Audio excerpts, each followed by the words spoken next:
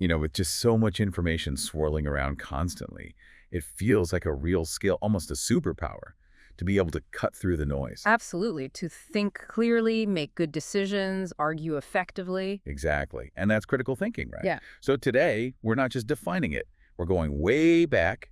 We're digging into its roots. We are. We're looking at history using the listener's source, mastering critical thinking through history's thinkers. It's like, well, getting inside the heads of some really influential figures. To see how this whole way of thinking developed over time. Yeah, and the mission here, our goal, is to pull out some actionable stuff, insights from people like Socrates, Aristotle, Aquinas. All the way to modern thinkers, things that you, listening right now, can actually use. Mm. To sharpen your own thinking, maybe make slightly better calls day to day. Sounds like a plan. Where should we start? Let's start where so much starts, ancient Greece. Right, the cradle of Western philosophy. And you can't really talk critical thinking without, well, Socrates popping up immediately. He absolutely shifted how people approached, intellectual discussion. Totally. His whole thing was questioning. The Socratic method. But it wasn't just random questions, was it? It was structured. Exactly. A way to probe ideas, find the flaws, the contradictions. But those clarification questions the source mentions, how is this connected? That kind of thing. Precisely. Or assumption questions. Why do we actually believe this? They force you to examine the foundations. And the what-if questions, too. What other possibilities are there? Yeah, alternative options. It opens things up. But the key really wasn't just asking questions. It was the intent. Which was Seeking truth together, not winning. It was about finding weaknesses in reasoning to build something stronger. That's a mindset you can adopt right now. And the source points out it had to be respectful, intellectually honest. Specific. Yes, specific and critical, Yeah. not just throwing darts. And summarizing arguments was part of it, too, making sure everyone's tracking. Okay, so Socrates lays this questioning foundation. Then comes his student, Aristotle, who adds another layer. He had this belief that humans just naturally want to know stuff. Through philosophy, but also through practical thinking, right? Exactly. Aristotle was big on the practical side. How do we actually apply knowledge? And he was super focused on language. Precision in language. Why was that so important for him? Well, his view was clear thinking demands clear language. If your words are fuzzy, your thoughts are probably fuzzy too. Makes sense? Sloppy words, sloppy ideas. Right. So he had this method for defining things. You start with the big category, the genus. Like vehicle. Yeah.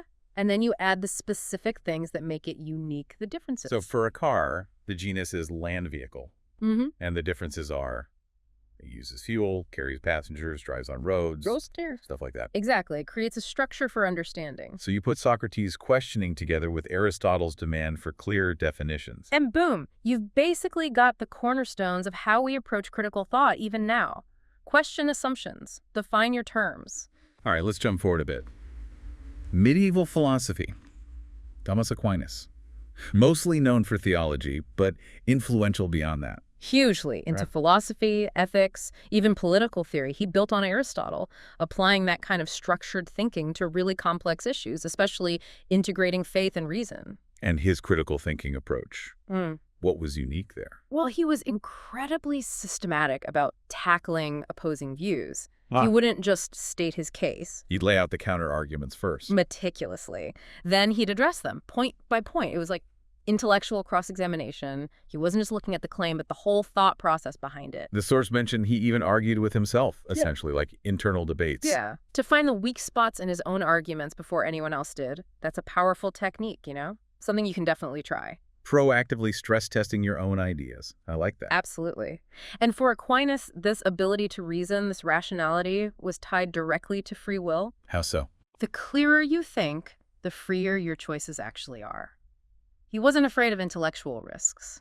Independent thought was vital. And he famously tried to harmonize faith and reason. The 5 ways arguments for God's existence come from that. Right. There are attempts to use logical reasoning to arrive at theological conclusions. Take the unmoved mover idea. Okay. Basically, everything moving had to be set in motion by something else. Trace that back, and you must eventually reach something that started the motion but wasn't itself moved by anything prior. The first domino. Kind of. And Aquinas identified that first cause, that unmoved mover, as God. Whether you buy the conclusion or not, the method is a fascinating example of applying reason. So his legacy isn't just theology. It's that rigorous approach, engaging counterarguments, the internal debate, still relevant. Definitely. In academia and just in how you approach complex problems day to day. Okay, let's leap forward again. Renaissance, scientific revolution, big shifts happening. Massive shifts. And Sir Francis Bacon is right there in the middle of it. Yeah. His big push was towards empirical observation. Learning through seeing, touching, experiencing, not just thinking about it. Exactly. Less speculation, more direct evidence. He was really wary of how our own minds can trick us. Which is where his idols of the mind come in, these mental errors. Yep. And the source highlights the idols of the cave. Those are the biases that come from your specific upbringing, your education, your personal echo chamber, basically. Like wearing colored glasses you don't realize you have on. Perfectly put.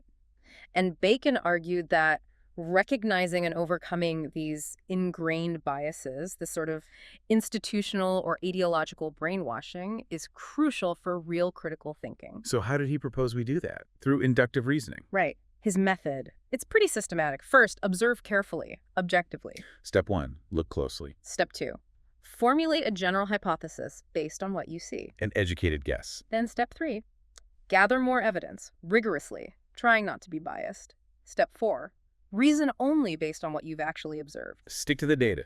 And finally, keep gathering data. Be ready to tweak your hypothesis or even ditch it if the evidence points elsewhere. It's the foundation of modern science. Okay, so Bacon emphasizes observation.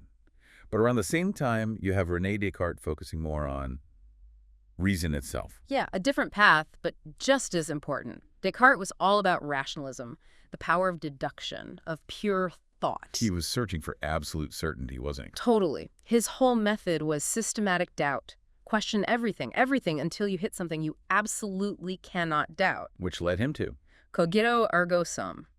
I think, therefore I am, he figured. The very act of doubting his existence proved that he, as a thinking thing, must exist. That was his bedrock. That was his undeniable starting point. The key takeaway isn't just blind doubt, though. It's using doubt constructively to find what's solid.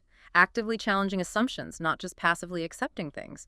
Feels pretty relevant today, huh? With all the misinformation flying around, definitely. So from that bedrock, he built principles for thinking. 4 main ones, outlined in his Discourse on Method. First, don't accept anything as true unless you know it with absolute certainty. High bar. Very. Second, break down complex problems into smaller, simpler pieces. Divide and conquer. Third, think in an orderly fashion. Start simple, then move to the complex. Build it up logically. And fourth, be thorough. Review everything, make sure you haven't missed anything. It sounds very methodical, almost mathematical. It is.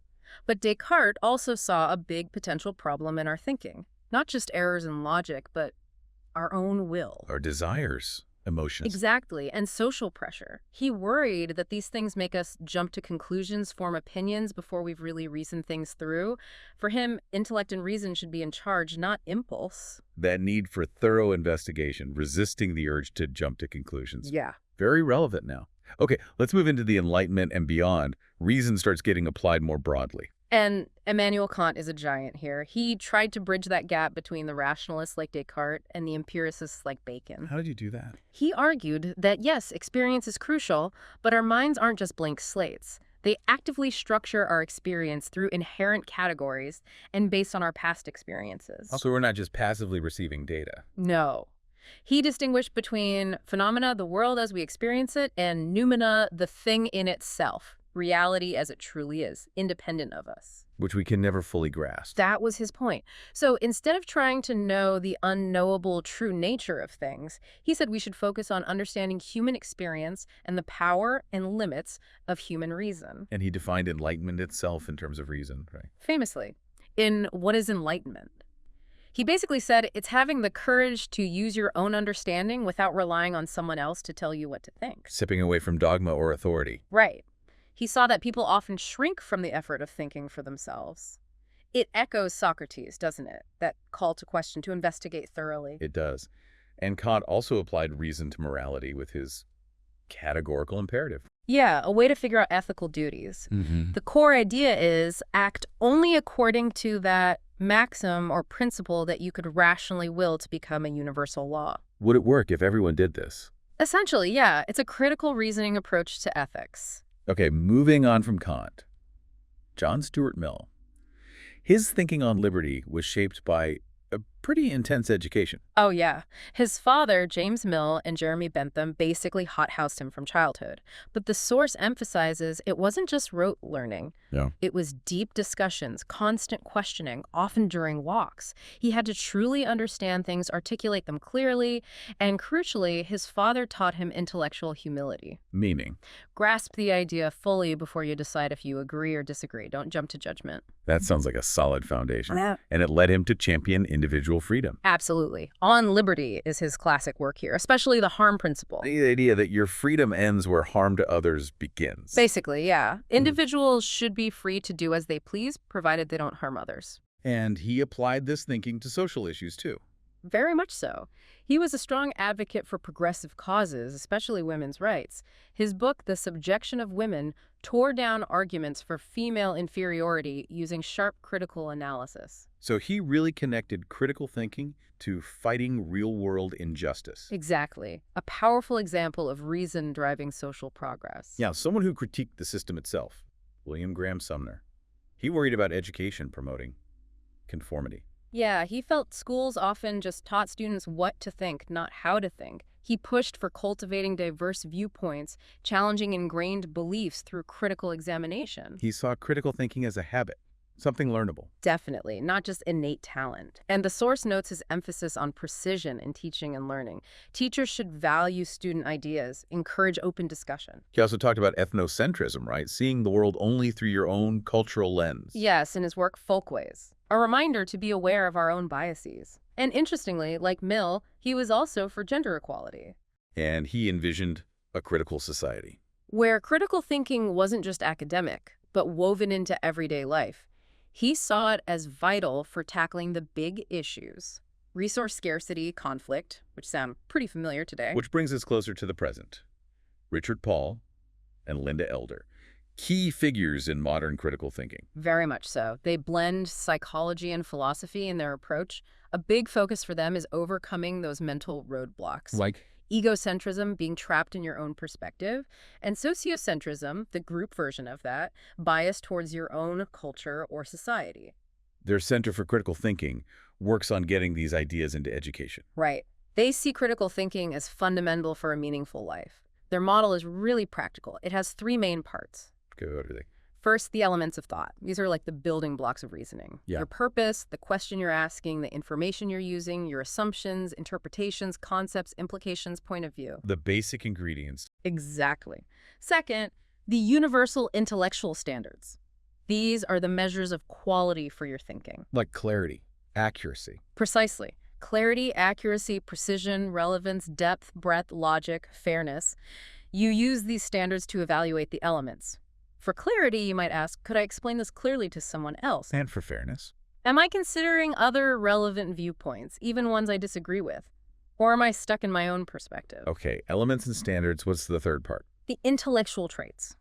These are the characteristics of a good critical thinker. Like intellectual humility. Yeah. Knowing you don't know everything. Exactly that.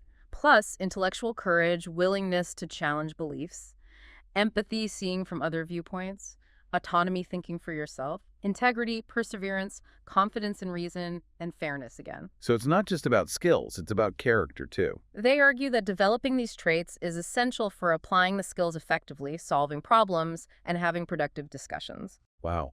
Okay, so looking back at this whole journey, Socrates questioning, Aristotle defining, Aquinas debating, Bacon observing, Descartes doubting, Kant reasoning, Mill applying it socially, Sumner critiquing systems, Paul and Elder systematizing it for today. It's quite an evolution. Each thinker adds a crucial piece, a different angle. And understanding this history, it really shows that critical thinking isn't just one thing.